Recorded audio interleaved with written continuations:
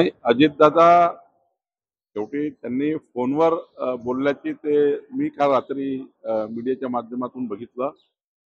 त्यांचा बोलण्याचा हेतू काय होता, तिकडे काय त्याच्याबद्दल संभ्रम निर्माण झाला. शेवटी अजितदादा किमान चुकीच्या कामाला फार त्या ठिकाणी कुणाला फोन करत नाही.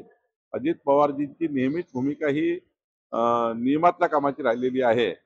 कुठल्या संदर्भाने फोन केला किंवा त्यांना एखादा सांगणार जो असतो आम्हाला, आमच्याकडे जेव्हा एखादी तक्रार येतं, तेव्हा तक्रारीत आम्हाला एखाद्या वेळेस चुकीचं सांगतं. आम्ही एखादा फोन लावतो, अधिकाऱ्याकडनं समजून घेतो.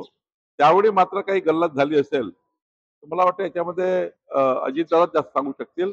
पण मला याच्यातला थोडा अनुभव आहे, की कुणी आपल्याकडे जेव्हा एखादं काम करायला येतो, तेव्हा आपण तात्काळ त्याच्याकरता फोन लावतो. आणि त्या फोनमधनं मग मात्र समोरच्या अधिकाऱ्याची बाजू काही येत नाही. ती बाजू नंतर आली, की ते नियमबाह्य होतं, ते नियमाच्या बाहेर होतं. सांगणारा असं सांगतो आपल्याला येऊन, "नाही माझं नियमात आहे.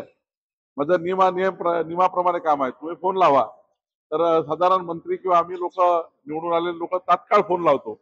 आणि त्यातनं मग एखादी गोष्ट त्या ठिकाणी वाढली, की मग ते त्या फोन करणाऱ्या व्यक्तीवर येतं. भावना काय असतं, की जो व्यक्ती आपल्याकडे येतो त्याचं काम झालं पाहिजे, या भावनेने फोन लावतो.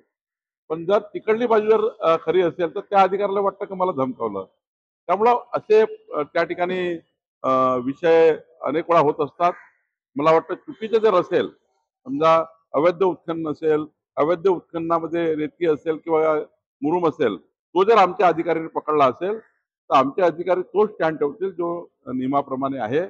आणि अजितदादांनाही त्या ठिकाणी ते अधिकारी समजून सांगतील.